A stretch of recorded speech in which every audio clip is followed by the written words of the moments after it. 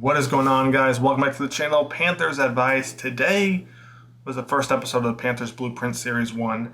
I took some of the biggest parts from episode 1, and that's kind of what we're going to recap and go over. There's still quite a bit I didn't hit, and we're going to go over that the next few days as far as offensive line, the new offensive coordinator, the D-line, EJ, what his plan is moving forward. There's a lot to go over this week, so stay tuned with me, baby. Let's jump into episode 1 and break down some of the biggest things. Let's get after it. Driving back to my house, leaving the Bucs facility. So when they called me, I'm in my truck. Mr. Tepper says, "Keep your eyes on the road. How'd you like to be the head coach of the Carolina Panthers?" And I just, whoa, I just kind of screamed in my truck. And so really special moment. I'll never forget it. How long did you guys know each other? Yeah.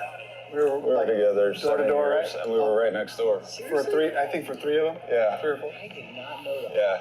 Now this part's interesting, Dave and Dan talking about how long they'd known each other, where they met. Because if you go back to the end of January, February-ish, when Dan Morgan was hired as a GM, people weren't happy. Because they were like, oh, we just hired a Scott 2.0. We hired Scott's right-hand man. How is this franchise going to get any better? Then they hired Dave Canales, who Dan worked with in Seattle. I gotta say, they've done a great job proving people wrong. Derrick Brown, the extension, the draft. So far, so good. I think Dan's done a pretty good job. It's a dream, and to be able to do it with him, for me, this means everything. The relationship Dan and I have, building a team together, working through issues, you know what I mean? Just finding solutions, not excuses, you know what I mean? That's what it's about to me, so. Right now! All right, now it's time, baby.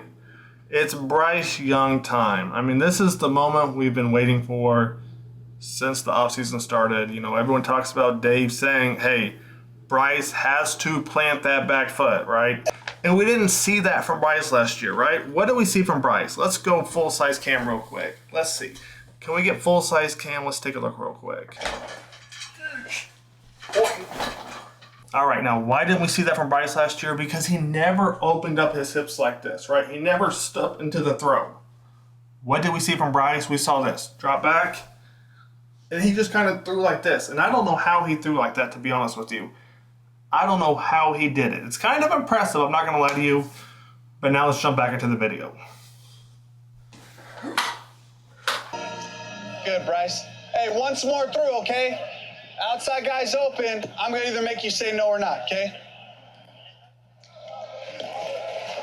Boom, good. He makes me say no or not. One more. Oh. Good. I like this right here, and I could be solo on this, but the reason I like it is because you can tell Dave is a player's coach. In fact, Dan actually mentions it a time or two in the Blueprint episode 1. Dan says it. And I think that's so important nowadays. Some of the best coaches, excluding Belichick, you look at Andy Reid and what he's done in Kansas City, every player that has played for Andy likes Andy. Why? Because they say he's a player's coach.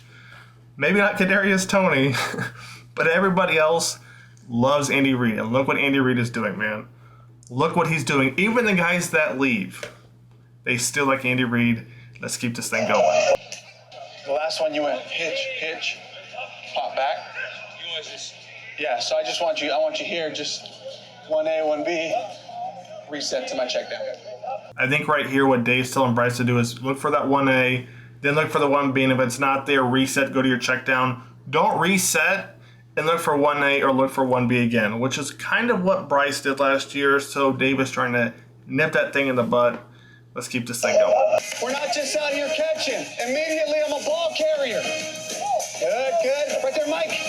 Ooh, that's using your imagination right there.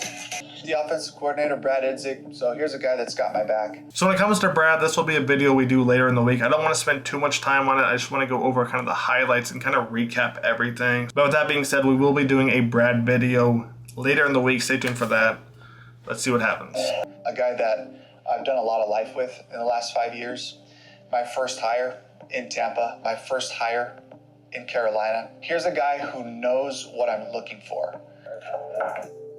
Coach Brad, For me, this profession is about people. The personal relationships, that means more to me than anything. When you're genuine and you're enthusiastic about your workplace, the guys can feel it. And when they know that you care for them as an individual, you're going to get the most out of them. I told Dave that we need an X to start with. This could not be any more true. We need an X to start with. And that's something the Panthers didn't have last year. You know, you had DJ lining up as the X, and the X is your primary ball guy, right? He's going to line up on the line of scrimmage.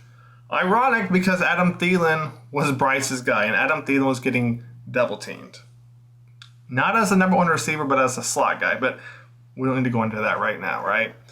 We need an X. We need a number one receiver. That's Diontae Johnson. Now, that's what they hope Diontae Johnson is going to be. We talked about Mingo. If you haven't already, go check out that video, right? We talked about Mingo. I think he does a great job lining up off the ball. On the line, not the best if you ask me. So if you can get a number one receiver, allow Mingo to line up off the line, woo, we'll be cooking. And not to mention everybody else we have too. Let's keep it going. Like, if they don't respect him, he's winning. You know, they're wrong. For us, that really we put you over there, and they don't have help on that corner.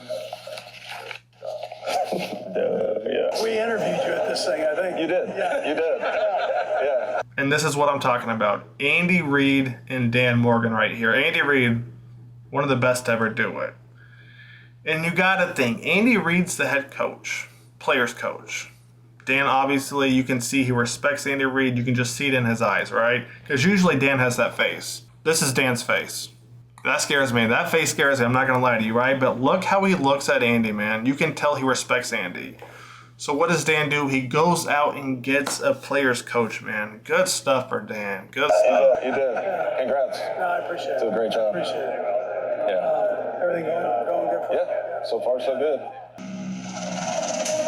The pass game is getting that ball out in 2.7 or less. Yeah, the 2.7 seconds, how long can you really count on the pocket to hold up? He's not lying, but let's take a look. How long is 2.7 seconds, man? Let's take a look real quick. So we're going to start and we're trying to stop it at 2.7. Let's take a look. Start it right there. 1, 2. Whew, not bad. 2.79 looking at the monitor. That's how fast Dave wants Bryce to make that read, right? So let's take a look real quick. Back to the no chair.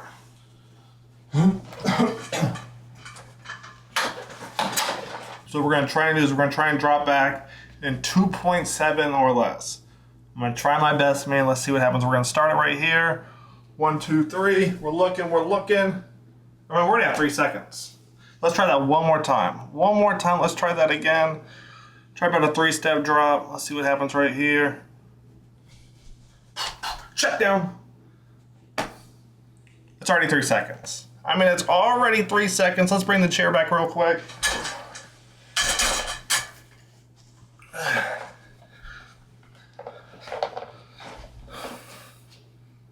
I mean, that's not easy. That's not easy to do, man. League-wide, a lot of people say if you can give me 3 seconds, we can get anything done. That's a long time to block. Hey, let's have a great day. Big boys on 3. 1, 2, 3. Come on. As we build that type of a pass game, you can rely on the ball coming out before the pressure hits you if you can get it out in that 2.7.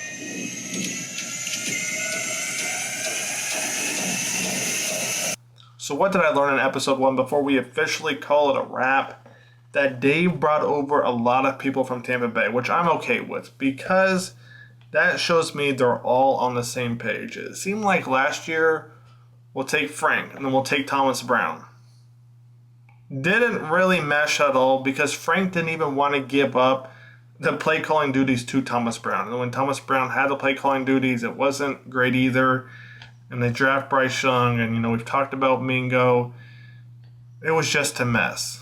This year it feels like the free agent signings, offensive line, defensive backs, the draft, we're all kind of on the same page, right? They're trying to bring playmakers in. So, like I said before, we have a few more videos to go over later in the week.